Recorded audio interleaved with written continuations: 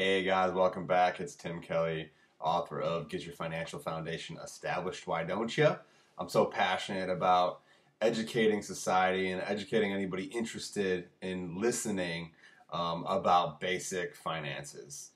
Establishing your financial foundation is so important for so many ways, but there's no education in our society on money and how to handle money, how to control your money, or how to build wealth.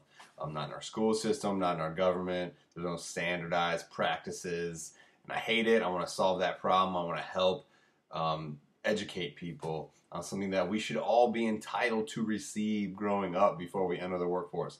So today, the short video is going to be on saving. Not particularly how much you're going to save, but what are you saving for? Most of us are educated and told growing up, save for a rainy day. Maybe save for an emergency fund, or save for a car, or save for your house. You should certainly have an emergency fund in place of 3 to 6 months of expenses. Most people don't know what their expenses are, so that's what you should do right now. Figure out what your monthly expenses are. How much are you spending every single month? You could do that so many different ways. If you just look back at your last 90 days of statements, you put it all together, maybe in some financial software. I personally use Personal Capital. It's a free app. It's an amazing financial software. It evaluates what your finances are every single month, what your expenses are, how much are you spending. So figure out what your monthly expenses are. 3 to 6 times that should be in a money market or a savings account for your emergency fund.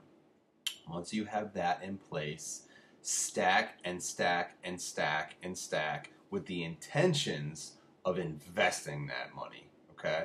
While you are stacking it up, thereby having time to learn about what you want to invest in. Potentially, it should be some kind of asset that pays you every single month. Not just in a savings account, not in an IRA or 401k, because that traps and locks down your money. Unless you want to work until you're 59 and a half, that is when you could access those funds. Most people think that's their only option. I highly recommend you seek different options. That's why I'm here to help educate you. There are other options, okay? 3 to 6 months of savings in an emergency fund. Once you have that stacked up, you will be a very low percent of Americans, because most people don't even have $1,000 in a savings account, okay? I would like to also talk about how you can get that stacked up. What can you possibly do? All right, look at your income and look at your expenses. Just by looking at those expenses, that's why hopefully you already did it, or you will be doing this after this video. Figure out what your monthly expenses are. Once you see it in black and white, you're gonna realize how much you spend, and perhaps how much you overspend in a few different categories, whether you're spending too much on groceries, or spending too much going out to eat, or too much on gas, whatever it is. Just by recognizing it and being conscious of what you're spending, you will have more money left over at the end of the month, thereby having more money to stack up. Once you have your emergency fund in place of 3 to 6 months, save and save and stack with the intentions of investing, okay?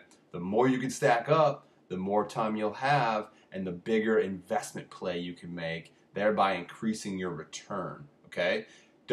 I highly recommend you not say, hey, I have $500, what can I invest in? Or, hey, I have $1,000, what can I invest in? Or even 5 or 10,000.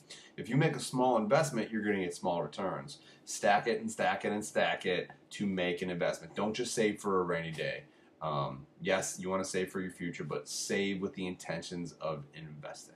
Again, my name is Tim Kelly. If you like this, I hope you did. If not, there's probably people that you know who perhaps may get something out of it. Like it, share it, please subscribe. I'm trying to help educate as many people as possible on this travesty that we have of our significant lack of financial education. Thank you for listening. See you guys next time.